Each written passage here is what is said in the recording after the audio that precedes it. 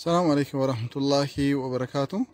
من أرجتن كون شاش من جند دواتوكو مسجدا كلافة والراشدين برتي أرجما كاري دبلا ما في تربات ميلا مرت من أرجمودا من حال أدتين إجارة ميجرودا وان باينا مجمع تشيسودا ما شاء الله تبارك الله كينو أكنت بريدا دانديلا مكابا أمرو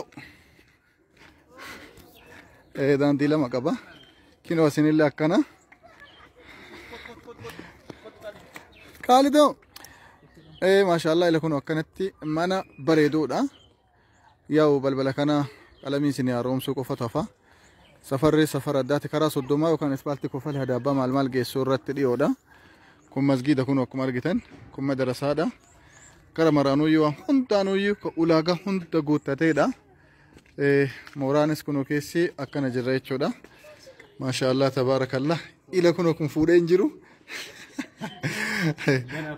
asuma ijarra buusaa isiniin jedha manni kun olaala standardii isaa eeggatee haala hundaan bolokkeettiidhaan muluu adaamaadha ka bifa adda ta'eedhaan kan dhumateedha jechuudha. As biratti illee lakunoo warqii bareedinni isaa waan adda ta'eedhaan akka argitan kanarratti mana argamuudha. Kutaalee baay'ee isa qabuudha maashaallah tabaarakallah. Wallaahi daasboora badi keessa akkana jira. Kun kutaadha. Kun asiin saalooniidha. Saaloonii keessaan kutaa addaatitu jira. As keessaanis kutaa ciisaatitu jira. Shaaworiitu illee jira. Kun asiin kuchiinaa yookaan mana aaraati isa jedhamuudha. Maashaallah tabaarakallah. Garii salaamu alaikum. Jirtanii keessi isaallee bifa adda ta'een kan bareeduudha. Ifa ibsamee ijoollee. Ila kun akkana bareeda maashaallah tabaarakallah. Saaloonii isaatu guddaadha. Akka ajaa'ibaatitti isa bareeduudha. Kun achiin kutaadha. Viidiyoon akkanatti hin dheerannee fi asiin shaaworiidha. Kutaa 2, 3, 4 as keessa 4 garana kun mana fincaaniiti.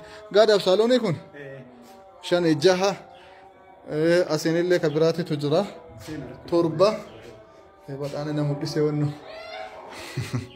akkana jirra jechuudha. Kun mana fincaanii ka alaati ka keessaallee walitti jira.